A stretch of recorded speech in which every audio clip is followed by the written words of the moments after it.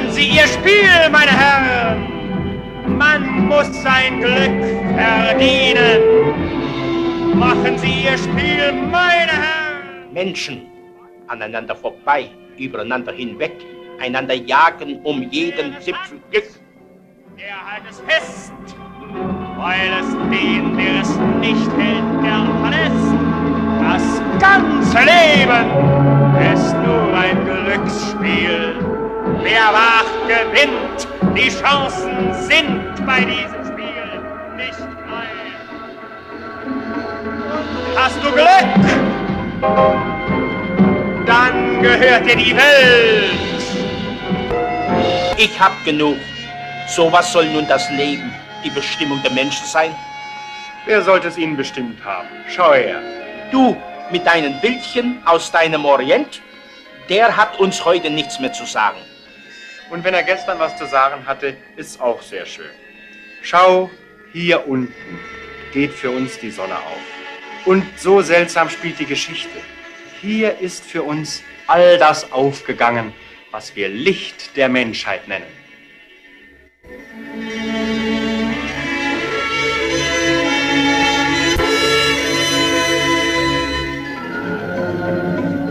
Aufgegangen, was wir Licht der Menschheit nennen?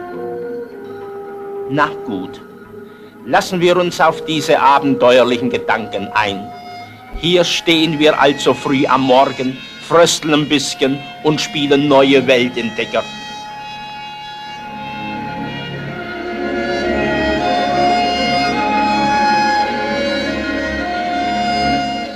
Über den hohen Tauern liegt Nebel und wird's noch kühler, aber dann umfängt uns ein heiterer Sommermorgen.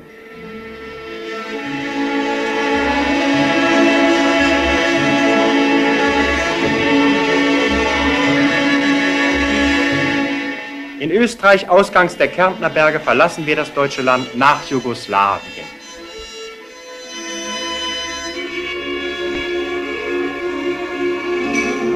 Einsam ist hier.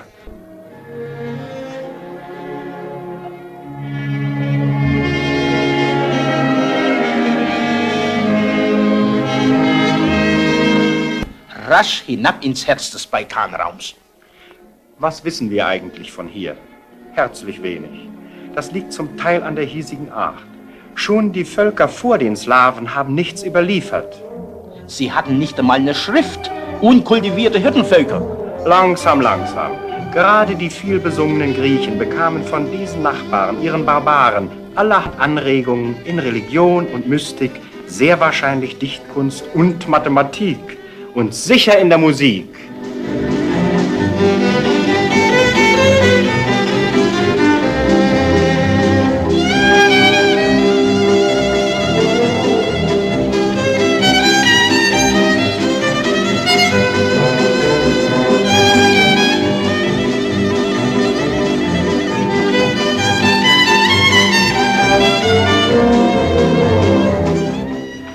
Wir hatten so gut vorgelegt, jetzt werden wir unser Tagespensum nicht schaffen. Unsere Zuschauer kennen solche Sorgen scheinbar nicht. Die einzigen, die was tun, werden mit diesen Arbeitsmethoden ihrem Lande kaum zu einem Wirtschaftswunder helfen.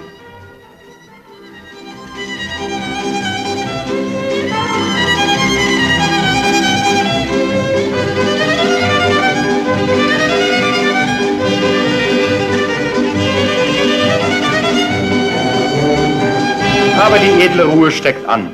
Auch wir tragen unsere Panne schon mit Würde und Gelassenheit.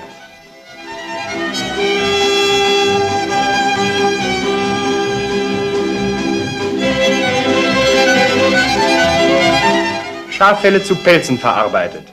Der Wert auch dieser Arbeitsweise dürfte meist im Historischen liegen. Das stört die beiden Burschen kaum. Sind schon Mazedonier. Wir sind inzwischen weiter vor Skopje. Ob's noch echte Mazedonier sind hier, ob sie noch in sich haben von dem Volk, mit dem ein Jüngling namens Alexander einmal die Welt eroberte, nur mal so eben, wie auf einem Spaziergang. Skopje ist Hauptstadt des jugoslawischen Teils von Mazedonien. Armut immer noch aus der Türkenzeit, bis 1912. Seither erst wird das Leben lebenswert. Südliche Heiterkeit, das Naturell des Volkes, keimt erst wieder auf. Jetzt ist das türkische Bad Museum. Die türkische Minderheit hat ihre Rechte. Der Dreifingerhalbinsel der Chalkidiki, eine der vielen Städte um Alexander den Großen, genannt nach seiner Schwester Thessaloniki.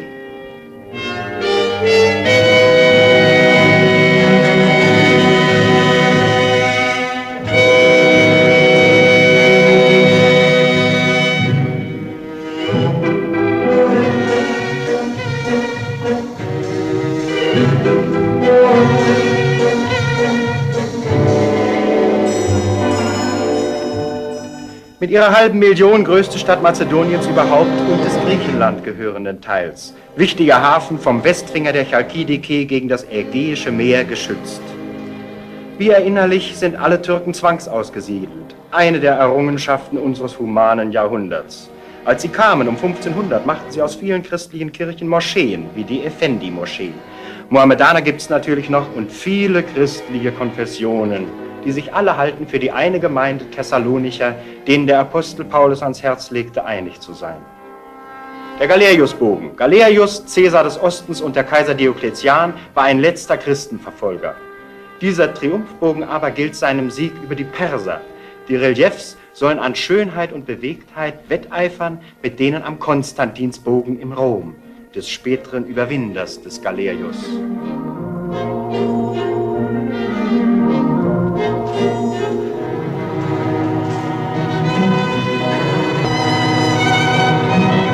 Landeinwärts im griechischen Mazedonien, in einem der Gärten seitlich der Straße, scheint es etwas zu geben. Und was sich am Weg findet, muss man mitnehmen. Man kann gar nicht genug mit heimbringen. Was also gibt's hier? Sieh da das lieblichste Landesprodukt. Der gute Griechenwein. Im Glas schmeckt er noch besser.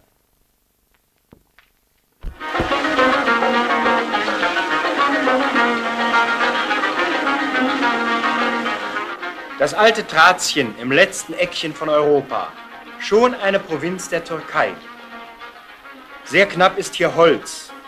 In Karawanen wird es weit übers Land gefahren.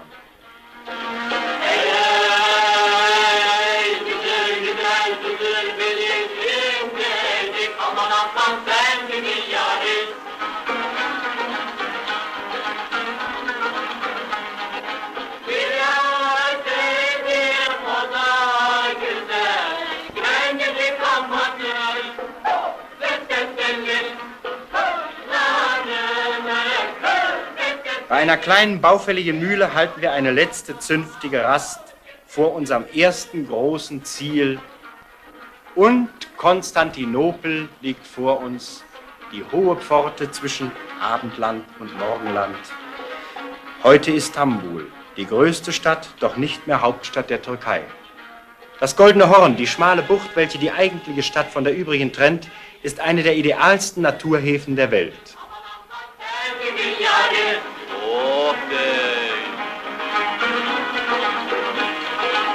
Zwei große Brücken führen hinüber nach Pera, dem Frankenviertel. Franken hießen früher, noch von Karl dem Großen her, alle Abendländer. Man lebt hier nicht so schnell, Erinnerungen sitzen fest. Wir gehen zunächst nach Pera hinüber und schon sind wir wieder im Getriebe einer modernen Großstadt. Dass wir im Orient sind, zeigt uns nur ein kleiner Basar an der Treppe hinauf zum Galata-Turm.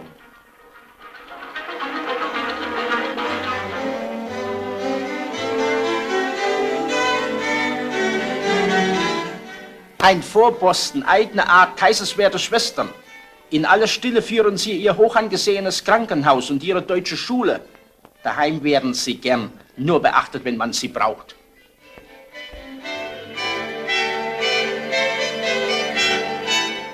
Die armenische Kirche erinnert an das schwere Los der Armenier als Christen- und Fremdvolk im türkischen Staatsverband.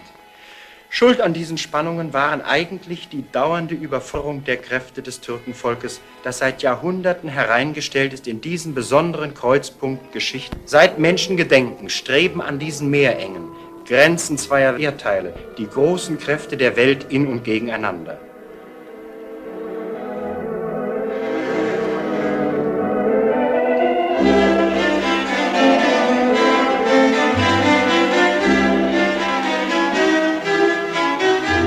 Aber unterhalb des ins Auge fallenden Wirkens der großen Mächte gehen andere Bewegungen im Menschentum vor. Das Christentum durchdringt friedlich das Römerreich. Konstantin pflanzt das Kreuz auf. Als dann die Völker wanderten, als im Osten der Araberprophet Mohammed erstand, erlag das schwertführende Christentum in Konstantins Stadt.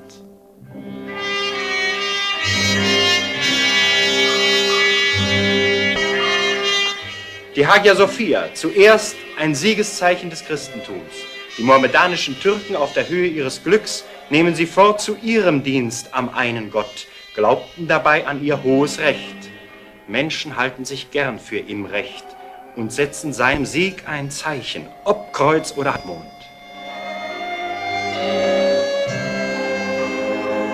Inzwischen musste das Türkenvolk durch einen langen, tiefen Abstieg hindurch. Man hat die Hagia Sophia freigegeben als Museum, Denkmal der Vergangenheit. Ringsum Zeichen versunkener Größe. Das Tor zum Sereich der Sultane, Herren der Herren. Die Hohe Pforte, so hieß der Sitz ihrer Großwesire. Das Brunnenhaus, kleine Morgengabe Kaiser Wilhelms II. Zum Bündnis mit dem letzten Sultan. Der Obelisk des Theodosius, vor Jahrtausenden in Ägypten aufgerichtet, zu einem Erstaunen, dass ein Mensch sowas vermag. Später hierher verpflanzt von einem anderen, seine Macht zu zeigen. Ihre Macht zeigen, das wollten sie alle. Ihre Macht war Glück. Ihr Recht war für sie das Höchste.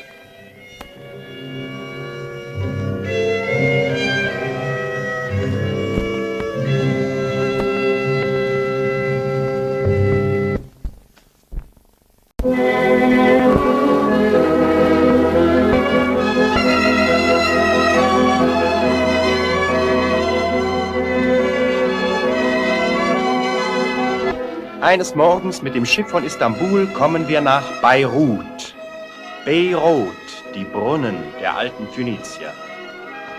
Politisch Hauptstadt des neuen Staates Libanon, Haupthandelsplatz und Tor der alten Landschaft Syrien, Kulturzentrum mit berühmter Bibliothek.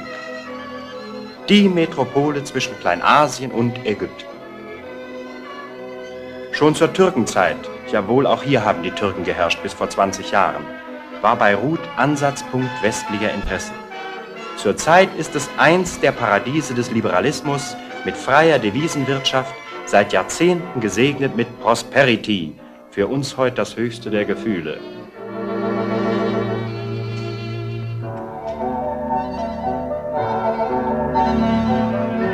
Das Stadtbild etwa am Kanonenplatz zeigt den aufgeklärten Einfluss des Abendlandes, des wohlwollenden Abendlandes, dem das Land die nationale Freiheit verdankt. Es stand seit je und länger unter Fremdherrschaft, wie noch Römerbauten zeigen. Des fortschrittlichen Abendlandes, das den Fortschritt nach Osten erstrebte, zu den Ölquellen des Irak. Aber lange schon sind um die Kultur und Not des Landes die christlichen Missionen bemüht, voran amerikanische Presbyter.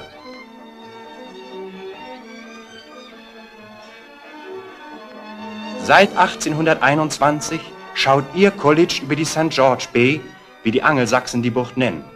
In seiner reichen Ausstattung und Vielseitigkeit ein schönes Beispiel für die praktische Hilfe, die alle Missionen leisten.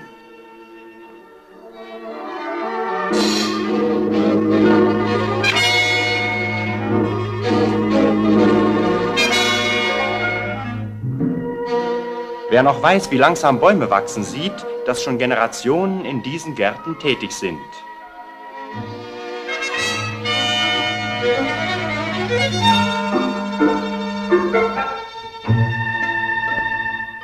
Es ist eine christliche Universität. Da steht die Kapelle im Mittelpunkt. Gegenüber Fernstehenden und Andersgläubigen sucht man das Gemeinsame, sucht Brücken aufzuzeigen und zu festigen.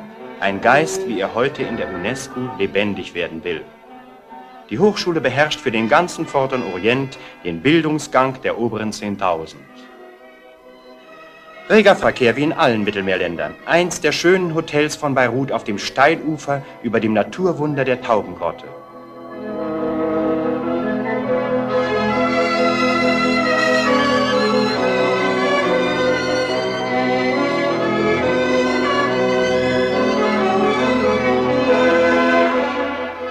Spiel von Wasser und Stein. Für den ästhetischen Blick eine Freude. Für den praktischen Klippenreichtum, Hafenarmut der Küste. Wunderliche Schöpfung, die das Menschenauge so gebildet hat, am Nutzlosen Schönheit zu sehen. Wunderlicher Mensch, der in der Schöpfung nicht die Rangordnung erkennt der Dinge.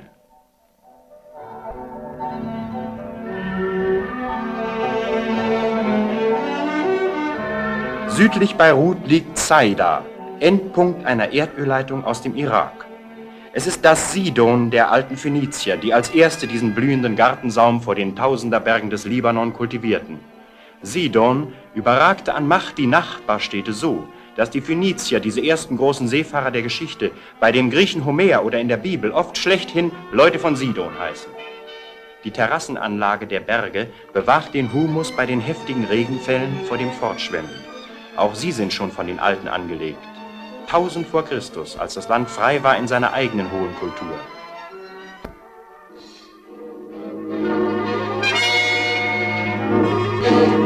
Die Mündung des Hundsflusses.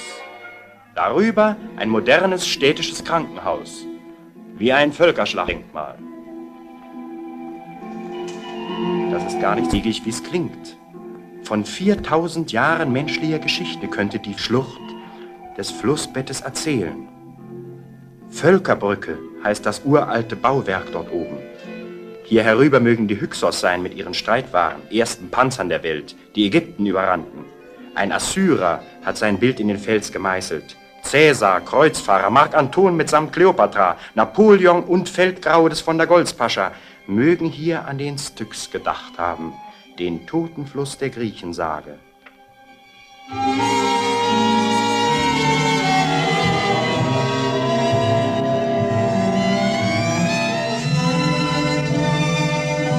Aber ob Krieg oder Frieden, jedes Jahr reifen die Orangen auf den Bergen des Libanon. Wir steigen erst aus unserem braven Vehikel in der Bucht von Byblos. Byblos, das habe ich schon mal gehört. So sagen doch die Griechen für ein Buch. Byblos, danach heißt doch heute noch das Buch der Bücher, Bibel. Den Leuten dieses Küstenstrichs verdankt die Menschheit die Buchstabenschrift. Das bezeugt heute.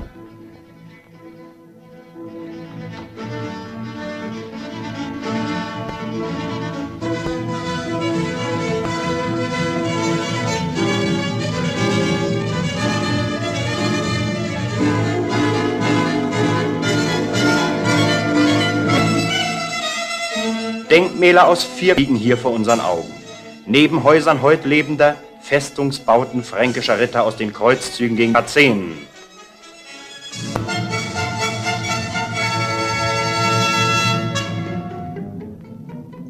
Ein Stück weiter Tempelreste aus hellenistischer Zeit, also griechisch-römischer Weltherrschaft.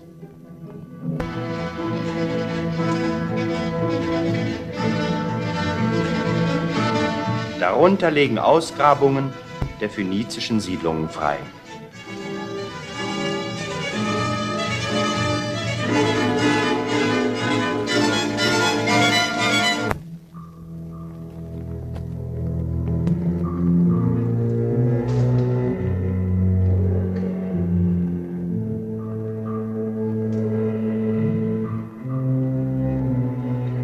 Heliopolis, die Stadt des Sonnengottes, gewaltiges Mahnmal der Naturreligion. Die Sonne, sie ist gut, sie wärmt, aber sie ist auch gefährlich, sie verdorrt. Die Fruchtbarkeit, sie gibt zu essen, sie gibt Kinder, das betet man an. Unter diesen Trümmern aus der Römerzeit die Reste von Baalbek, jenes heidnischen Kultes, von dem die Bibel erzählt. Baal, Herr der Sonne, Herr über die Fruchtbarkeit. Die hingebend frommen Seelen brachten ihm das Liebste, die eigenen Kinder zum Opfer. Gegen die Naturvergötzung tritt Elia auf, ein Prophet Gottes. Dabei werden 400 Baalspriester hingerichtet.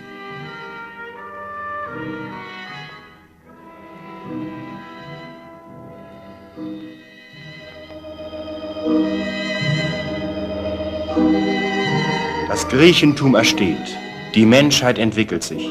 Die Vergottung der sichtbaren Schöpfung wird veredelt, aber auch verflacht. Wo die Frömmigkeit nicht mehr unbedingt ist, da gibt man nicht mehr das Liebste her. Wo die Kinder nicht mehr das Liebste sind, verehrt man nicht mehr die Fruchtbarkeit, sondern die Sinnenfreude. Es entstehen blühende Kulturerscheinungen wie diese Tempel. Schönheit weiht man den gedachten Wesen.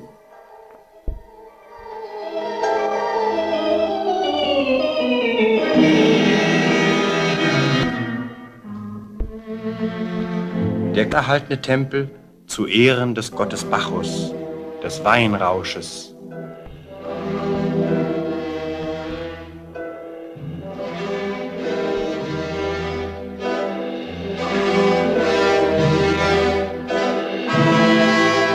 Die Innenseite einer Wand des Tempels der Venus, der schönen Mutter des Eros.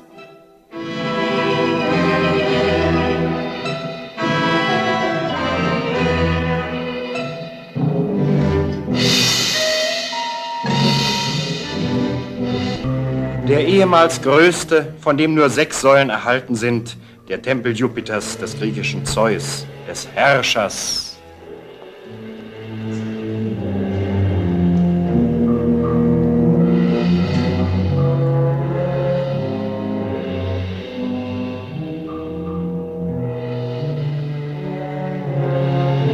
Die Größe und Herrlichkeit sind von dem Lenker der Geschichte und Katastrophen seiner Natur hinweggefegt. Daneben im Städtchen Baalbek fristet das heutige Leben sein Dasein größtenteils mit den Brocken von der Vergangenheit Tisch, sprich Fremdenverkehr.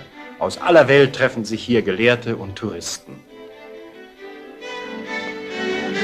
Der Anti-Libanon. Wir fahren weiter durch die Beka-Senke, die Fortsetzung des großen syrischen Grabenbruchs, der hier zwischen Libanon und Anti-Libanon hindurchgeht.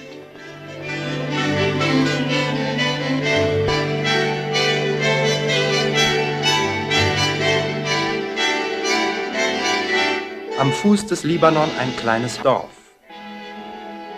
Dort 2 kleine Häuser. Vor 100 Jahren ging ein Deutscher nach Jerusalem und errichtete dort unten eine Missionsschule. Ludwig Schneller. 1000 der tüchtigsten Menschen Palästina gingen daraus hervor. Doch in unserer Zeit der Sippen- und Völkerhaftung mussten um der sogenannten Kollektivschuld willen seine Nachfolger das dort Aufgebaute verlassen.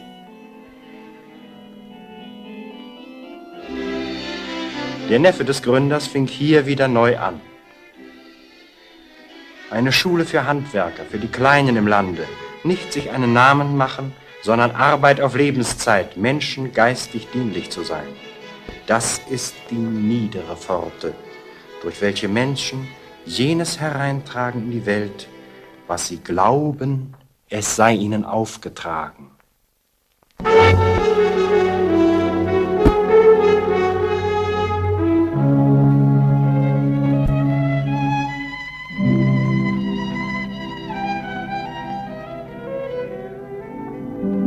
Heiß trockenes Land am Rande der Wüste.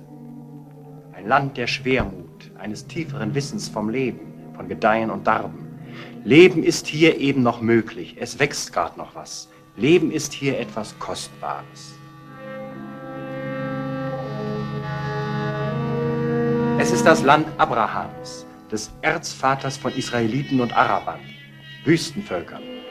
Abraham, der bereit ist, den einen Sohn des hohen Alters, den Gehorsam Gottes zu opfern. Und der wahre Gott lässt solch Opfer nicht zu.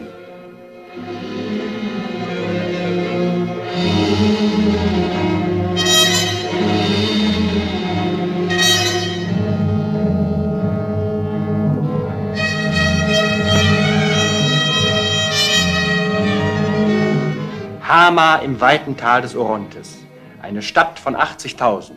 In diesem armen Land? Ja. Schon immer gab's hier volkreiche Städte. Man schätzt das Leben. Jedes Kind, das groß wird, ist ein Geschenk. Mensch und Masse gleichsetzen, kommt keinem in den Sinn. Hauptsache, man kommt durch. Seide, ein bisschen Wolle, Olivenöl und Getreide.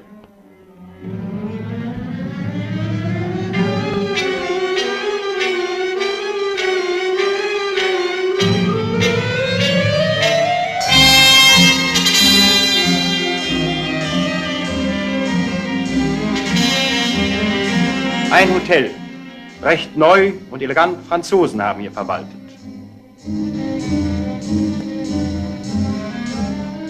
Das Ackerland liegt höher als das Wasser des Orontes. Schöpfräder heben es. 2000 Jahre schon. Die Römer haben es gebaut. Die alten Römer. Sie haben ihren Ruhm nicht umsonst. Sie hatten gute griechische Handwerker.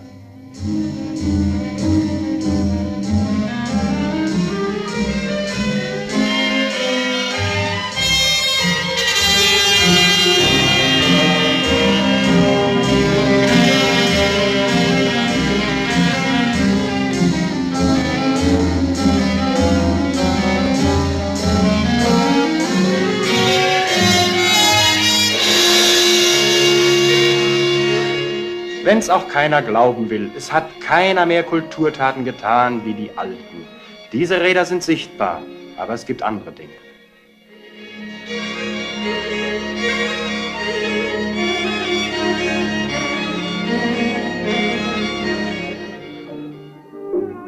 Ein Dorf aus Zuckerhüten? Wohl die Form des Zeltes, die in Lehmauerwerk erstarrte. Es gibt Stämme, die möchten ihr Nomadenleben nicht vergessen, wenn sie auch schon sesshaft sind bei etwas Ackerbau. Die Christen sind in der Minderzahl, wenn auch einmal hier in Syrien die Nazarener zuerst Christen genannt wurden. Ob aber Islam oder Christ, Dankbarkeit für das Geschenk des Lebens steckt im Blut. Der Holzpflug schafft wenig, aber hier ist ein guter Streifenboden. Nach dem weltbekannten Wort: vierfaches Ackerfeld.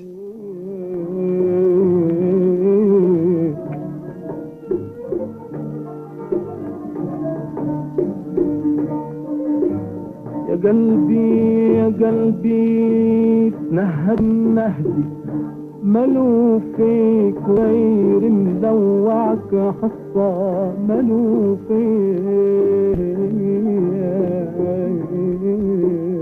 Das Kulturland zieht sich am Orontes entlang. Jetzt aber verlassen wir sein Tal, sind schon in der Niederung von Damaskus. Oliven.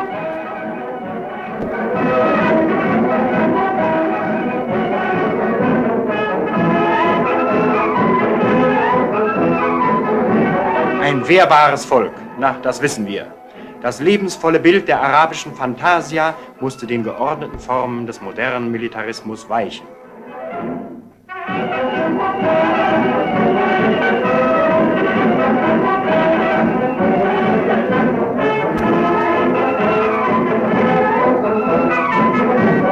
Durchorganisiert bis in die Kleinsten.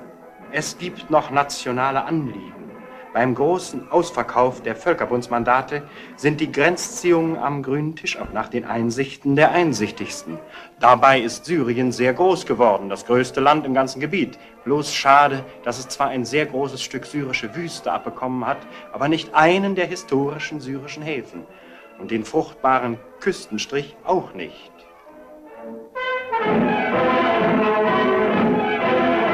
Zwischen anderen hochgestellten Zuschauern Vertreter der Religionen und christlichen Konfessionen.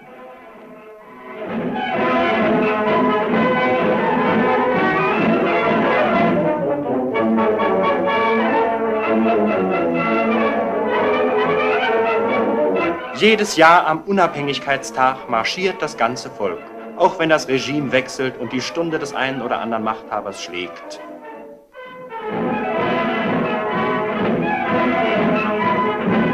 Das Rote Kreuz vertritt hier der Halbmond.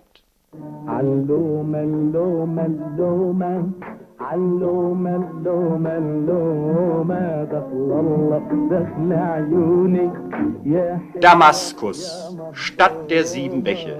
7 Bäche das Paradies sie hat. Dass dies eine Stadt voller Wunder, sagt der Name. Die Stadt der Umayyaden, der Kalifen, immer schon Großstadt am Rande der Wüste, früher Endpunkt der Karawanen aus Indien. Na, das ist lang vorbei. Kunstgewerbe und Handwerksgeschick machten den Namen berühmt. Im Mittelalter war bester Stahl Damaszenerstahl, Damast das feinste Gewebe. Eine neue Stadt mit eigenem Gesicht. Die Abu Rumane erinnert ein wenig an moderne italienische Städte. Ein Architekt, der an ihrer Gestaltung mitwirkt, soll aus Deutschland seine Ausbildung haben. Man sollte seine deutschen Lehrer bei uns auch so belassen.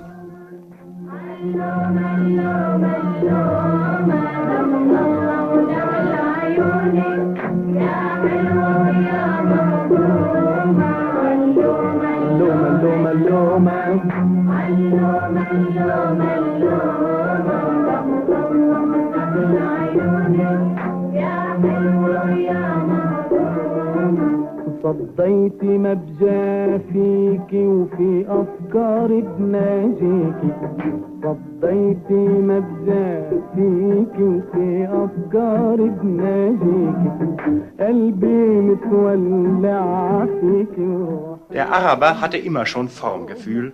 Der Stil, den er entwickelt hat, heißt bei uns maurischer Stil, weil die Mauren in Spanien ihn in unseren abendländischen Kulturkreis hineintrugen.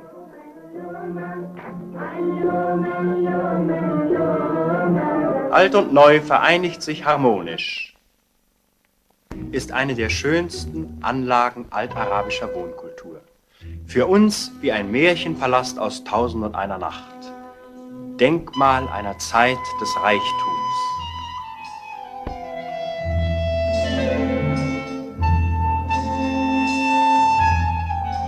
Zwischen feingliedriger Ornamentik sind Suren aus dem Koran eingeschrieben. Eine elegante, zierliche Bauweise.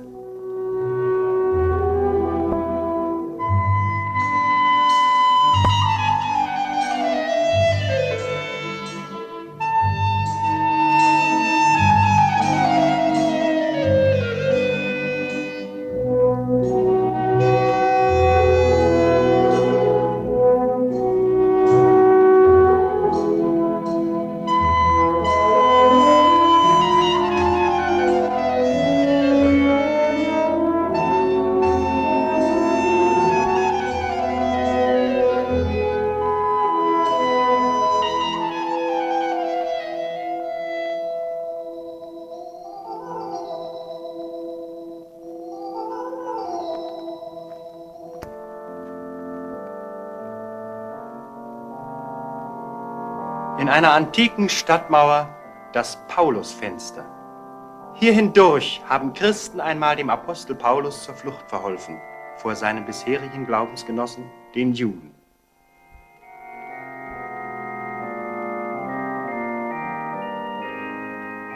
Im Haus jenes Judas, in das man den Erblindeten führte, als ihm das Licht erschienen, die Stimme ihn gerufen hatte zur Umkehr, wo Ananias zuerst die christliche Lehre ihm vermittelte, ihm, dem späteren Lehrer von Kontinenten und Jahrhunderten.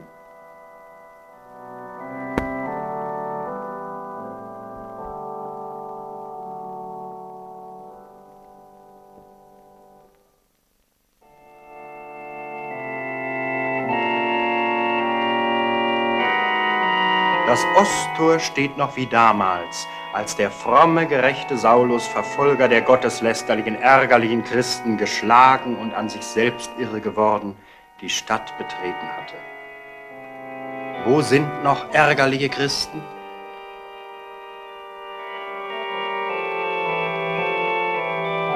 Ein Tor zum Osten und ein Tor des Ostens zu uns.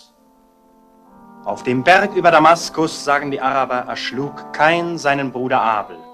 Von dem Berg schaute Muhammed, der Prophet des Islam, auf Damaskus, und noch heute tönt sein Ruf zur Umkehr über das Land.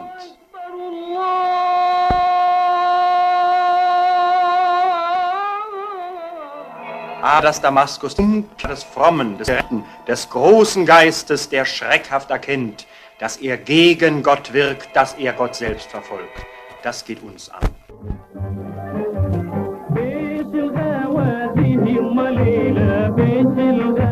Vor ein paar Jahren noch Transjordanien.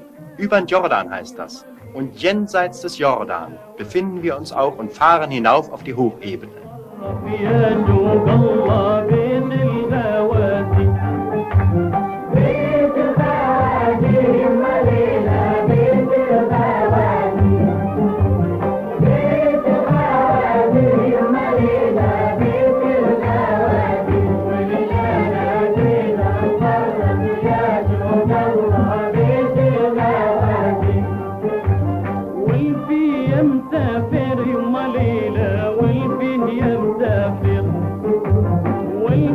Merkwürdig kahl ist das Land.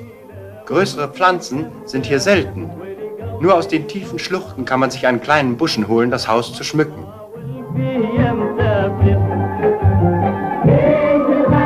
Dort drüben, jenseits des Tals, war vor 30 Jahren noch eine Mühle an einem kleinen Bach. Der Bach hat heute kein Wasser mehr. Mit seinem Versiegen musste das Leben sich zurückziehen. Das bunte orientalische Leben.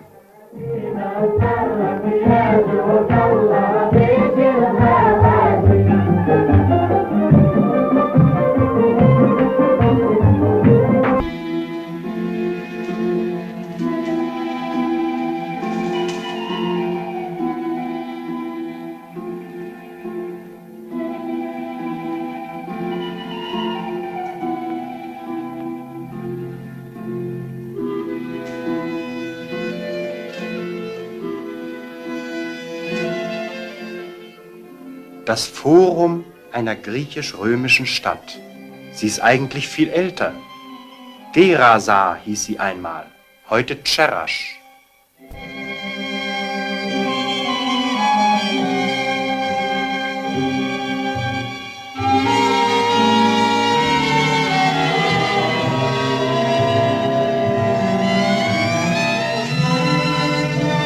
Zum Tempelplatz hinauf führte eine Säulenstraße.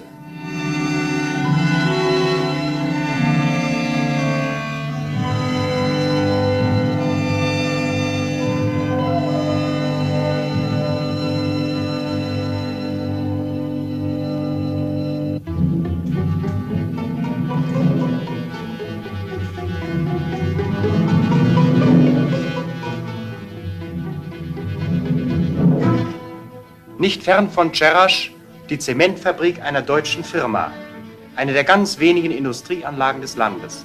Kraftstoff muss importiert werden, trotz Nähe der Ölquellen Arabiens.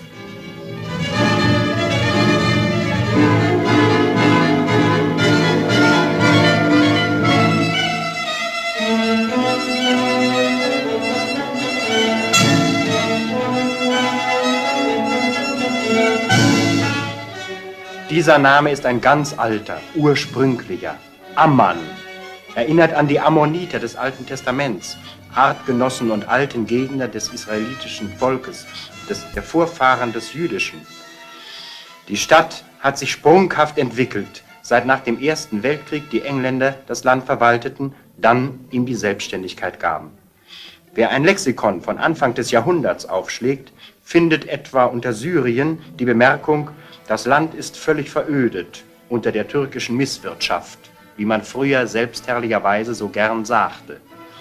Heute hat Amman seit 1914 seine Einwohnerzahl verzehnfacht, auf etwa 200.000. Es wächst als nagelneue Stadt aus seinem Talkessel heraus.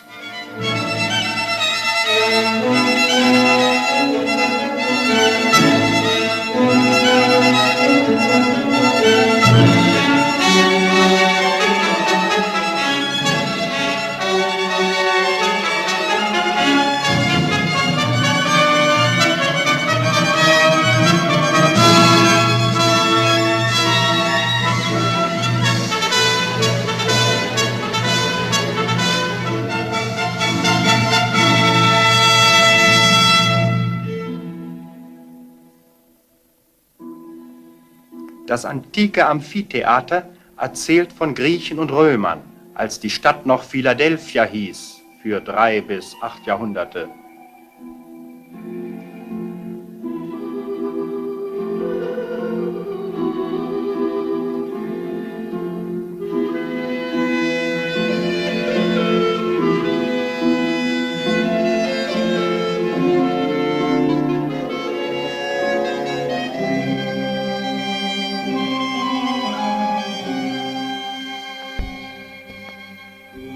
Kulturen. Der Götze Ammon, der Nationalgott der alten Ammoniter. Die mächtigen Säulenreste überall lassen ahnen, dass früher mal das Land reicher und dichter besiedelt war.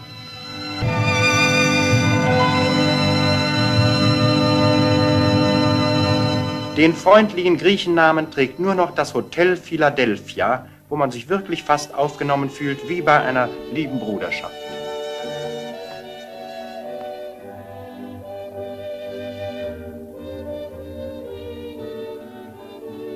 Hier einige Mitglieder der Regierung, der Wirtschaftsminister, der Kultusminister.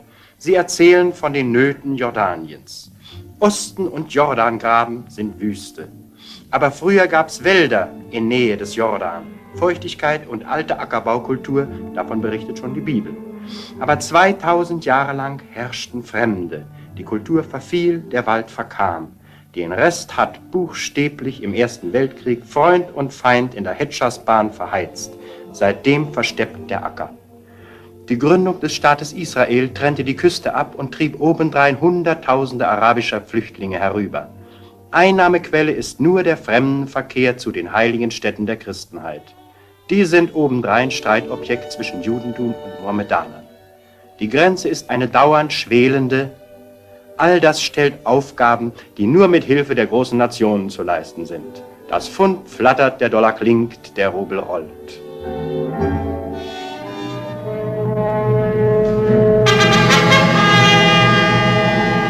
Wir sind zum König geladen. Am Wege liegt das Marmorhaus eines Ölpaschas, jetzt Besitzer der großen Jordan-Fluglinie. Weiter eine der großartigen neuen Schulen, eine Mädchenmittelschule. Weiter am Wege die Ministerien.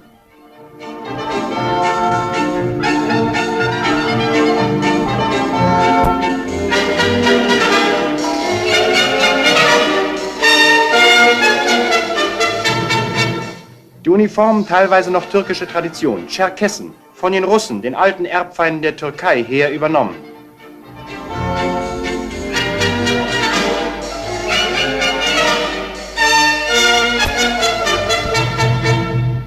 König Hussein, ein junger Gentleman, die legere Umgangsform und Sicherheit der englischen Erziehung. Wir drücken ihm unsere Bewunderung aus für die hinreißende Energie im Aufbau seines Landes.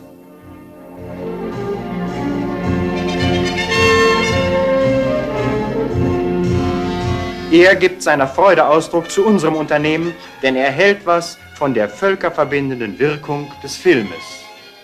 Sein Herr Verkehrsminister glaubt mehr an dessen Werbewirkung und bittet auszurichten, wie gesund das Klima seines Landes sei, besonders gegen Managerkrankheit.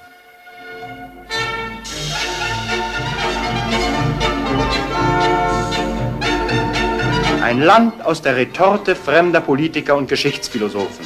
Nach 3000-jähriger Geschichte zum ersten Mal ein souveränes, organisiertes Staatswesen. Es nimmt einen erfreulichen Anfang.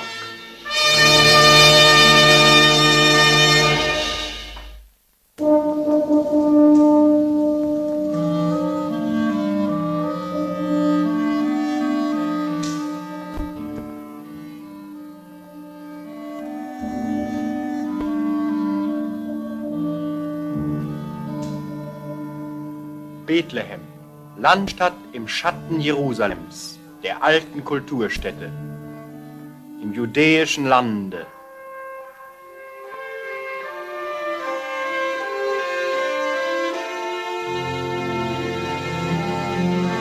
Ein steinig mageres Land, hartes Dasein für alles, was hier lebt und wächst.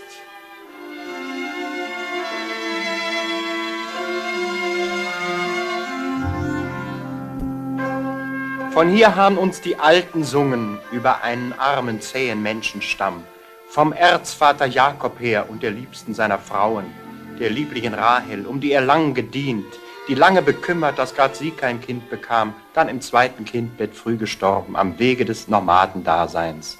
Rahels Grab zwischen Jerusalem und Bethlehem, hier soll sie liegen. Vom unscheinbaren Bethlehem, aus dem Königszweige Davids, des Sohn Jesses, kommt dann die Art, der das Reis entsprungen ist, das in die Welt die neue Zeit brachte.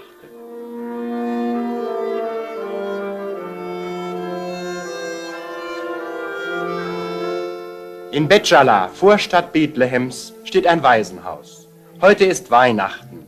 Und wie Sitte ist bei Menschen und Christenleuten, heute haben wir den Kindern etwas mitgebracht, ein fränkisch Herz und Lübecker Marzipan. Sind meist Araberkinder. Sie haben im Krieg ihre Eltern verloren. Sie sind glücklich, ein Stückchen nach dem anderen in den Mund gesteckt zu bekommen.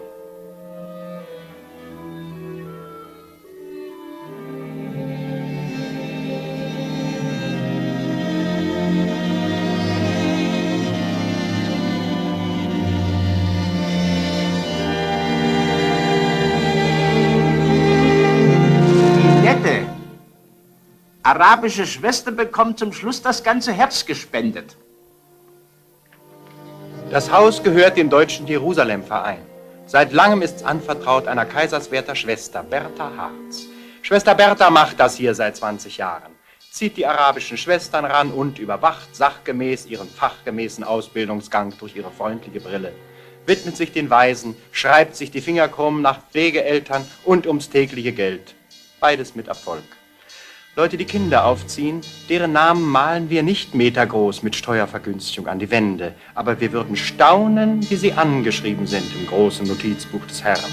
Schwester Bertha ruft mit ihrem Glöckchen die Araberkinder, die nicht ihre sind, zum Essen und Singen von dem Turm der Deutschen Stiftung.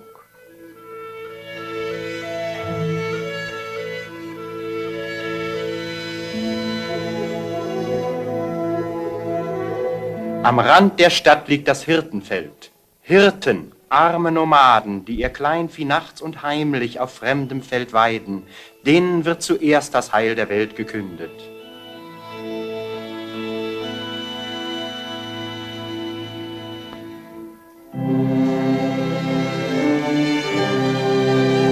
Im kleinen Landstädtchen Bethlehem im Stall geschieht die Geburt. All das nicht liebliche Legende, sondern Bild harter Wirklichkeit. Nacktes Leben am Rande der Existenzmöglichkeit. Da kommen Menschen her, dahin muss der Blick zurück. Die Umkehr, die große Umbewertung im Denken, predigt Lukas schon in der Geschichte der Geburt.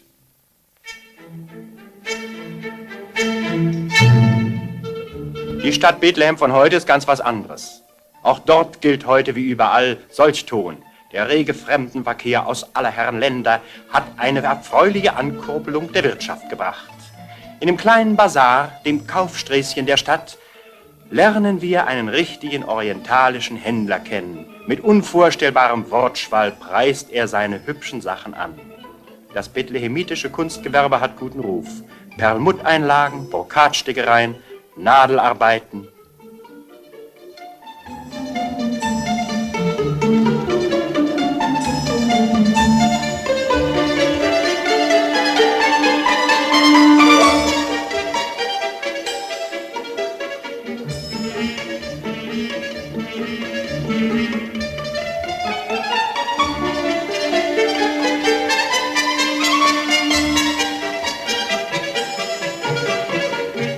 Bis die Kamera mit ihren Aufnahmen fertig ist, haben wir Mühe, uns den Künsten des Handelsmanns zu erwehren.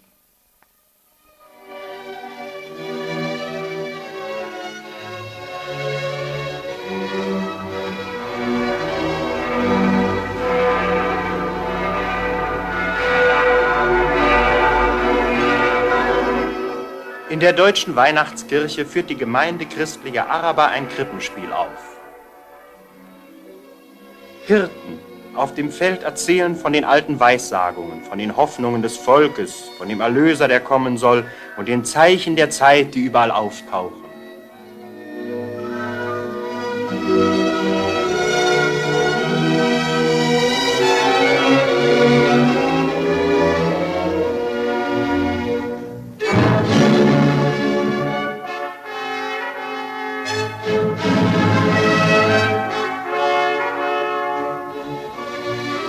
Herodes, von der römischen Fremdherrschaft Gnaden, hört von dem neuen König, der da in Bethlehem geboren sei. Bringt alle Kinder um in der Stadt, befiehlt er. Die Herren der Welt verstehen nicht, was da kommt. Sie fühlen sich bedroht.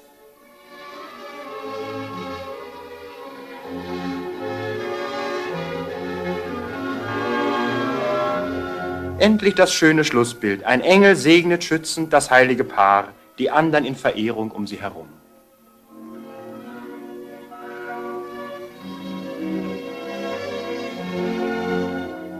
Das Spiel ist aus. Man ist besonders berührt. Dies Geschehen, das die Welt angeht, hat sich hier selbst in der eigenen Stadt zugetragen. Da spürt man die historische Wirklichkeit stärker. Auch aus der Umgebung sind Leute gekommen, landesübliche Verkehrsmittel vorm Gasthaus angebunden.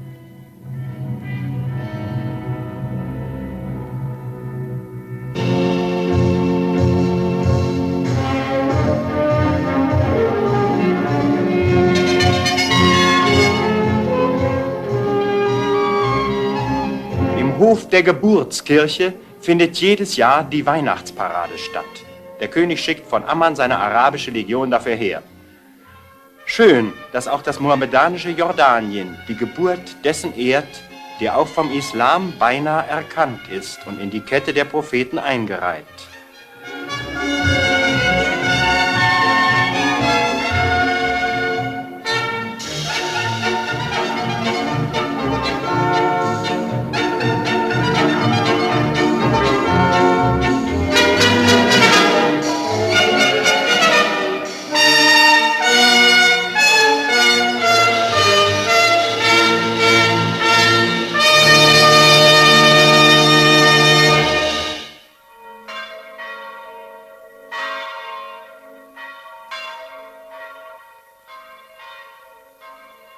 Jetzt ist der weite Vorhof wieder leer.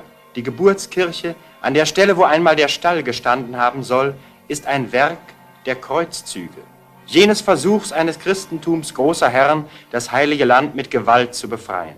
Doch nicht, als ob diese Kreuzritter den Geist absichtlich hätten fälschen wollen. Der Eingang zur Geburtskirche ist ein schönes Dokument in Stein für die trutzige Bereitschaft, sich dem Ewigen unbedingt zu beugen, wenn auch vor sonst nichts auf der Welt. Die kleine Tür nämlich ist so niedrig, dass all die Tausende, die je kommen, sich beugen müssen, auch die Hohen und Mächtigen.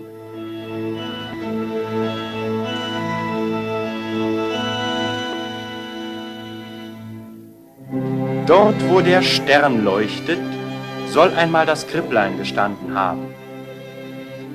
Mosaiken in der Krypta erzählen von dem Kindermord, den Herodes hier habe anrichten lassen, und von der Engelsbotschaft an die Hirten, die für ein gläubiges Gemüt immer über dem Hirtenfeld schwebt.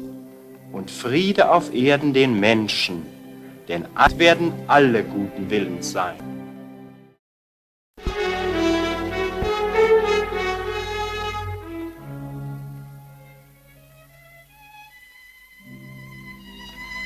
Jerusalem ist ein und genug, die eigentlich zu viel haben. Hotels, Sehenswürdigkeiten, Ausflugsverkehr für Sonntagnachmittag.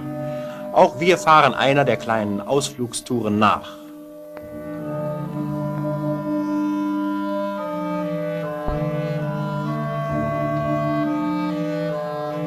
Bethanien, geschichtsbekanntes Städtchen.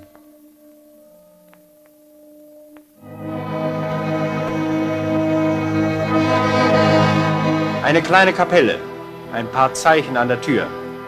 Hier soll seinerzeit einer gestorben sein, Lazarus, und den soll ein Mensch auferweckt haben, also wieder lebendig gemacht.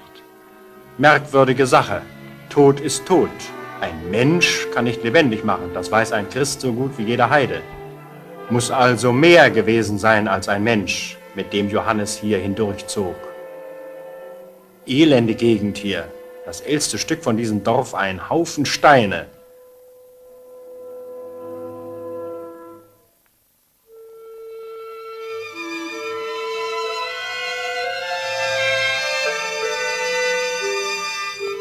Weiter, wird immer trostloser. Kein Strauch mehr, kein Vogelruf.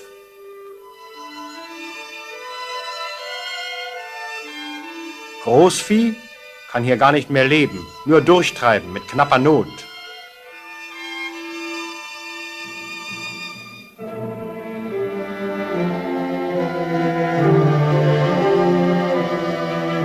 Diese gelben Hügel, üble Farbe, die hier Mode ist.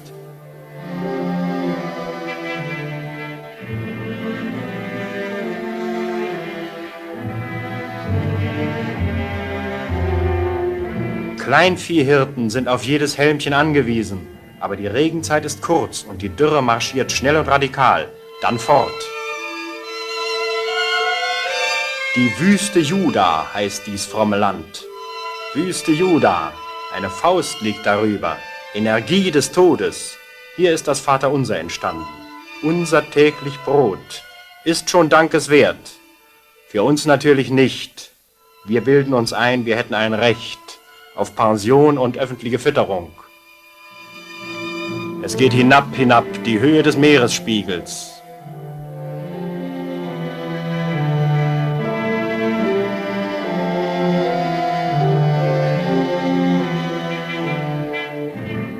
Und es geht noch tiefer, 400 Meter.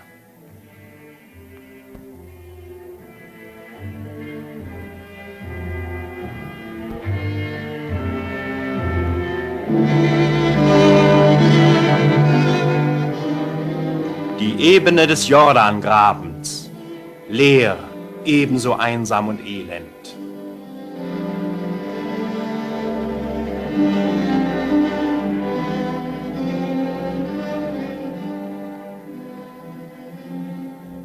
Plötzlich hinab zum Bett des Jordan, nur wenig Pflanzen, dicht an den Ufern. Das Wasser ist leicht salzig. Das Salz vom Toten Meer dringt sogar stromauf. Der Jordangraben, tiefes Mittelstück des großen syrischen Grabenbruchs, eingekesselt von den kahlen Bergen Mittelpalästinas im Westen, Transjordaniens im Osten. In der Ferne die Mergelschichten der leblosen Randgebirge. Aber was Mergel und Quergel von diesem Jordan hier stammt, was Christen Taufen nennen. In dieser Hungergegend sprach er, der Mensch lebt nicht vom Brot allein. Hier klingt sein erster Ruf, kehrt um, das Reich Gottes ist nahe. Hier, wo wir sagen würden, in der gottverlassenen Öde. Plötzlich ein üppiger blühender Garten, unfasslicher Übergang. Eben noch öffentliche Bratpfanne, mit einermal Schatten und Kühle. Wie hat das geheißen? Und muss ich auch durchs dürre Todestal, fürcht ich nichts Schlimmes, denn du, mein Hirt, führst mich den richt'gen Weg, lässt in Oasen frischen Grüns mich weiden, an zur Rast ladenden Quellen Ruhe finden. Richtig eine symbolische Gegend hier. Versteht man erst, was solch alter Psalmensänger empfand.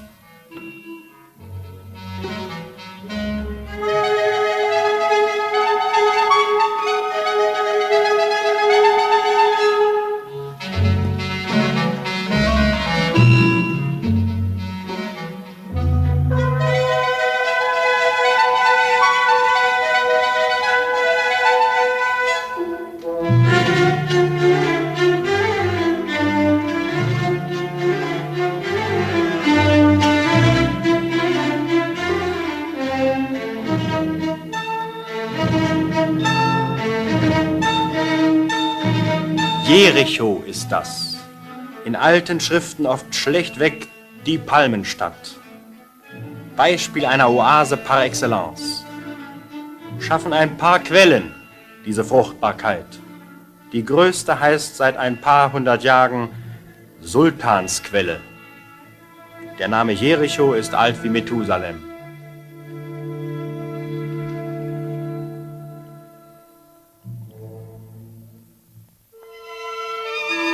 Und auch in dieser alten Stadt wird neu gebaut, wie überall im neuen Palästina, ob Jordanien oder drüben in Israel.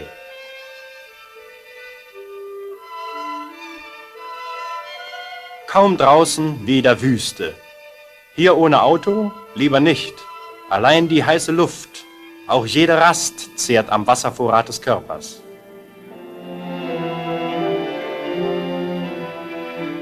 Aber da ist Wasser, viel. Ein ganzes Meer, ja nur ein totes Meer. Die Erdkruste ist eingebrochen, der Zufluss von Süden unterbunden.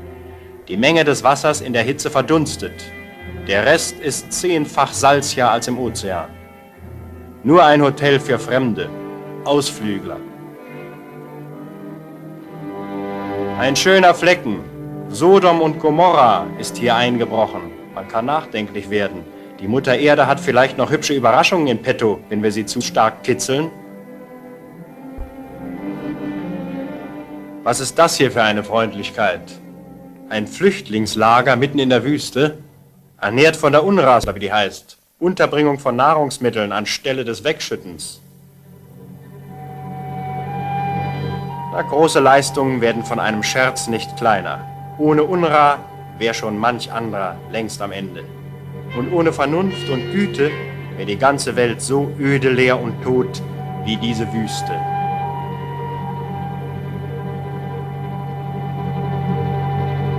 Nanu, ein Tor? Wo führt das hin?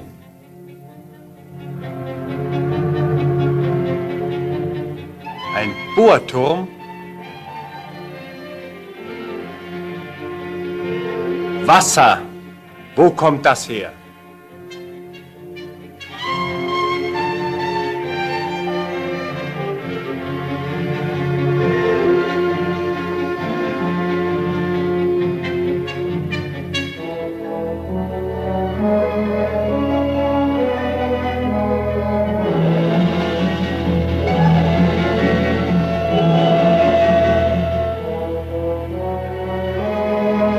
Araber, Musa Alami, hat mal den Fatalismus des Muselmanen beiseite gesetzt und gesagt, hier muss Wasser sein. Hat gebohrt, ziemlich lange. Die Leute haben ihn ausgelacht. 1951 wurde er fündig. Nicht Gold, besser, Wasser, Leben. Jetzt boten sie ihm Geld, Kredit. Glauben heißt das. Glauben an das, was man sieht, ist eine sehr schwache Medizin. Die hilft keinem. Musa Alami holte sich Waisenkinder, mit denen arbeitet er. Das ist ein besserer Wind, treibt seine Mühle auch. Bananenpflanzen geizen sie hier, würden unsere Gärtner vielleicht sagen.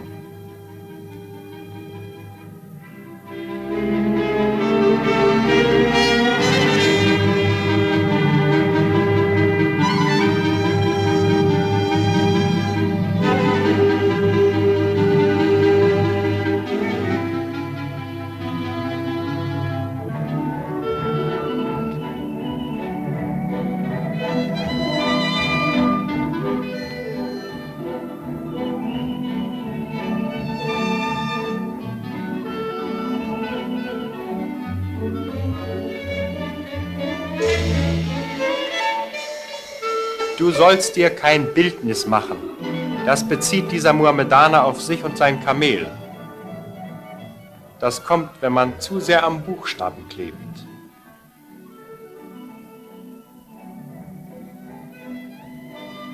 Jetzt grünt es hier also, wächst und krabbelt. Kann der Mensch also Leben erwecken? Nein, aber er kann durch Mut und Beharrlichkeit und Glauben dem ihm gegebenen Leben neuen Raum schaffen, neue Möglichkeiten erobern für sich und andere, die es nicht wagen.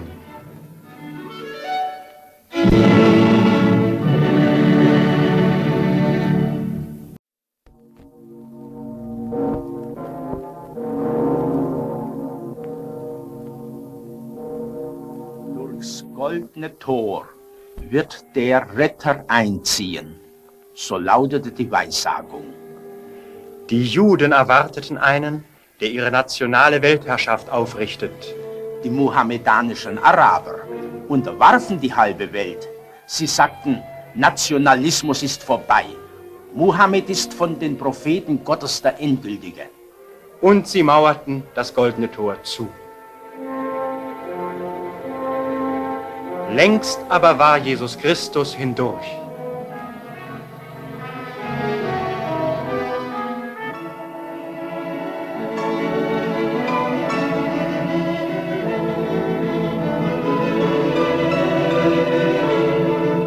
Heute ist Jerusalem geteilt zwischen zwei nationalistischen Staaten. Durch das Damaskustor gehen die 80.000 Araber des jordanischen Teiles.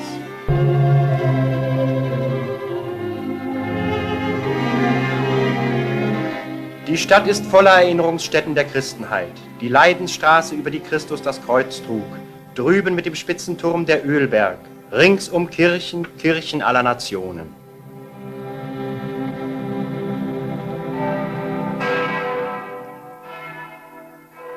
Die deutsche Erlöserkirche. Äthiopier von der alten Kirche Abessiniens brachten zum Christfest beim lutherischen Gottesdienst ihre Grüße. Die Konfessionen der Christenheit finden mehr und mehr in Brüderlichkeit zusammen. Damit verträgt sich sehr wohl, dass jede ihre Eigenart bewahrt. Auch der arabische Gouverneur und der Oberbürgermeister waren hier. Wir erzählen den Pastoren der Gemeinde von unseren Filmen.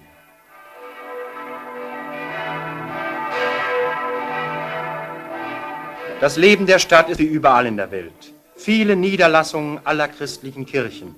Das Christentum der Welt hat hier seine Wurzeln.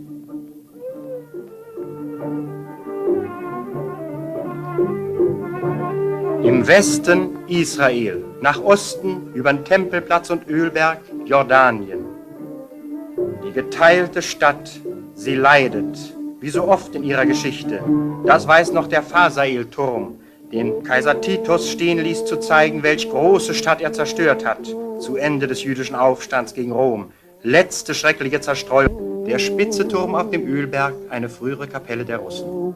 Das Hospital auf dem Rücken des Ölbergs, Anziehungspunkt für viele hungernde Flüchtlinge zu den Mahlzeiten. يا قلبي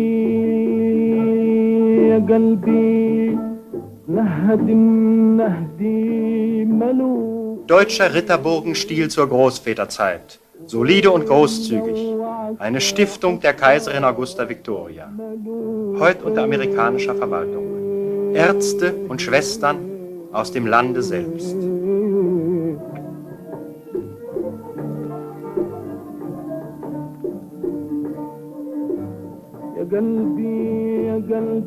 Die Not im armen Jordanien ist groß, hygienische Einrichtungen noch sehr zurück.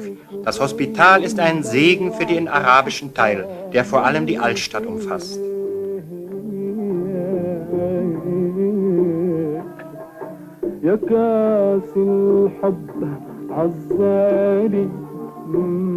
Ein Blick nach Norden. Der Reitersmann meint, wir warten auf ihn. Hallo, alter Freund, zieh weiter! Friede sei mit dir, Salam Aleikum! Es hilft nichts, er raucht eine andere Sorte.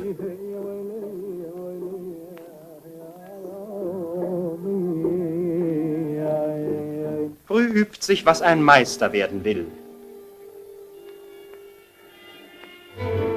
Drüben der Tempelplatz, jener heilige Flecken Erde der Kinder Israel, den die Nachfahren Ismaels, die Araber, aber genauso beanspruchen.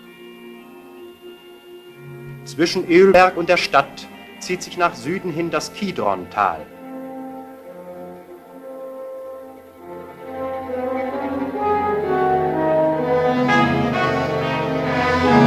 Im Süden des Tales der Flecken Siloa.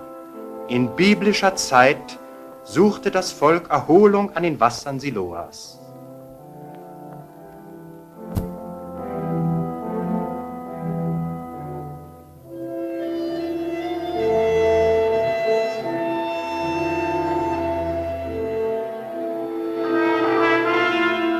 Am Wege von Siloa zur Stadt herauf, unterhalb des Tempelplatzes, stand einmal die Zionsburg Davids und Salomos.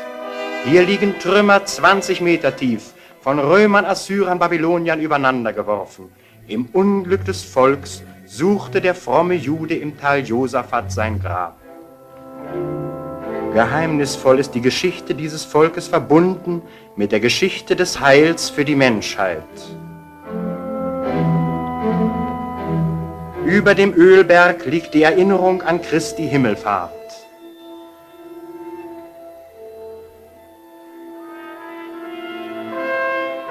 Der Araber sagt, der, dessen Fuß sich hier von der Erde löste, der war nicht einem gesandt, sondern allen Völkern.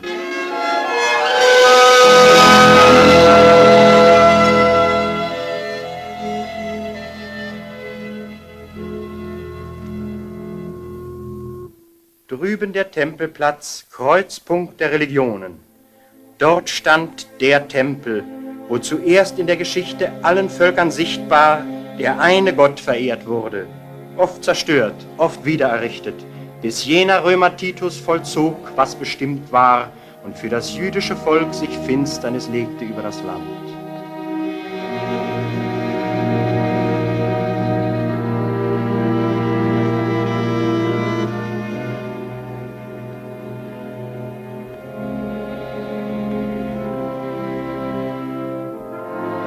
Auch die Augen des Christen sind auf diesen Platz gerichtet, auf dem Jesus sprach und wirkte.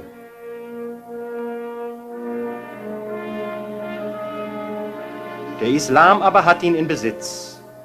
Wo der Tempel einmal stand, hat er seine Omar-Moschee errichtet, über dem Stein, auf dem nach arabischer Sage Abraham seinen Sohn Isaak opfern wollte, auf dem Berge Moria. Heute heißt die Moschee meist Felsendom. Berühmt sind die Majolika-Anlagen daran.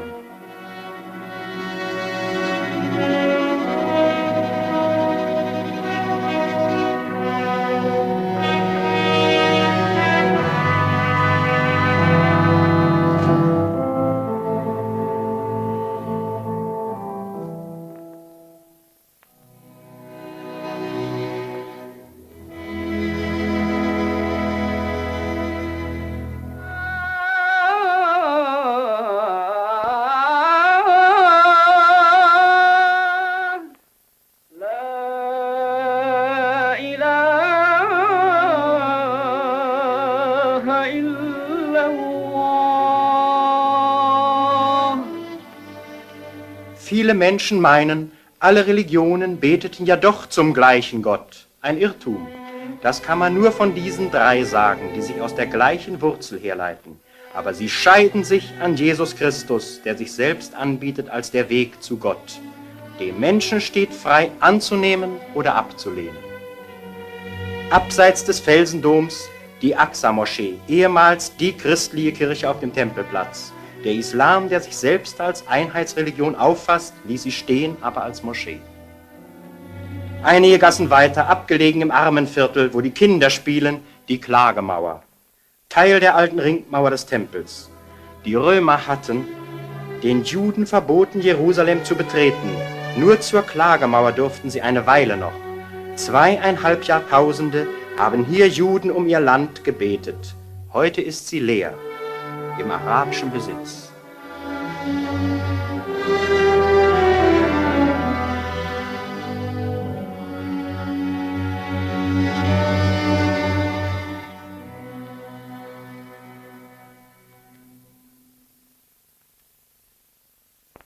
Teich Bethesda, dort war ein historischer Zusammenstoß.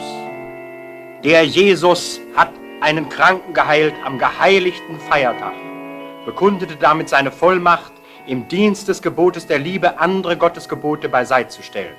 Ein Anstoß den gesetzesstrengen Juden. Dieser Anspruch ist für sie Gotteslästerung. Hier keimt der Entschluss, er muss sterben.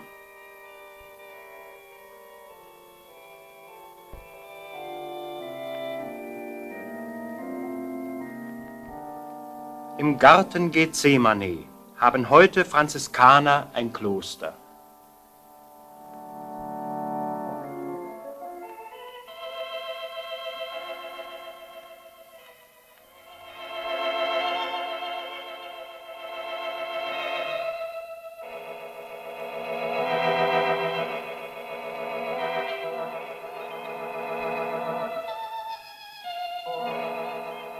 Auch eine Kirche der griechisch-orthodoxen ist hier.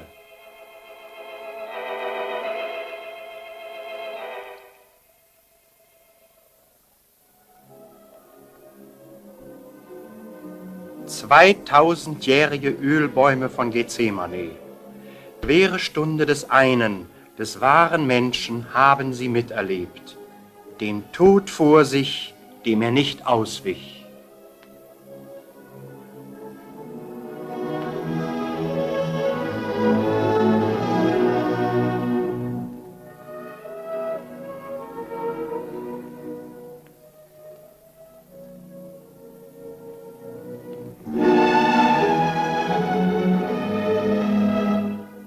Den Weg herüber wurde er geführt, als alle Anhänger geflohen waren. Durch dieses Tor, später das Stephanstor. Beginn der Leidensstraße, Via Dolorosa.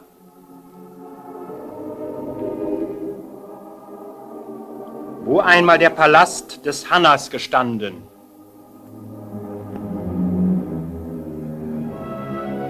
Überall heute eine Andachtsstätte und Station der Wallfahrt, wo der Stein liegt, auf dem er gegeißelt wurde.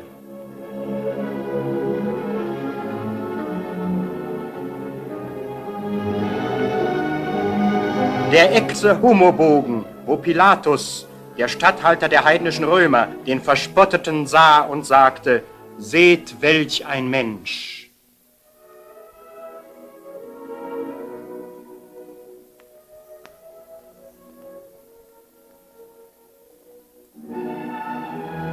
Die Straße, die hinauf er das Kreuz trug, die Stelle, wo Veronika voller Mitleid ihm den blutigen Schweiß vom Antlitz nahm.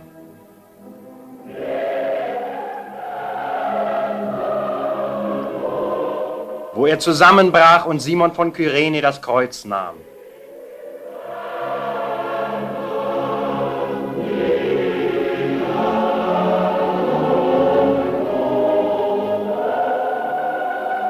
Was wäre sein Schicksal heute? War es damals der Pöbel? Waren es nur Fallpriester, die ihn beiseite haben wollten? Die Menschen riefen, weg mit ihm. Fromme, die das Beste wollten, sich in tiefem Ernst für die Besten halten. Die Umkehr, die er fordert, von ihnen fordert, Das können Sie nicht begreifen. Die Via Dolorosa führt hinauf ins Viertel der Armen, unter denen er wirkte.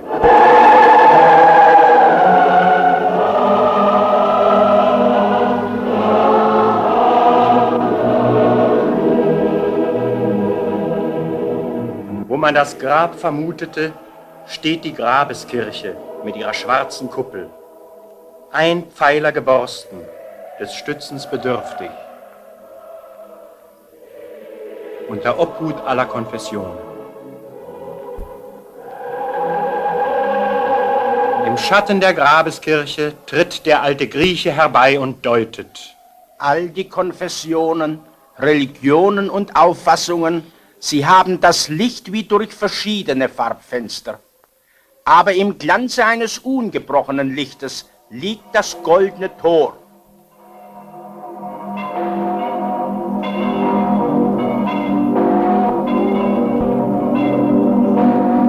Dies Tor hat die tiefste symbolische Bedeutung für die gesamte Menschheit.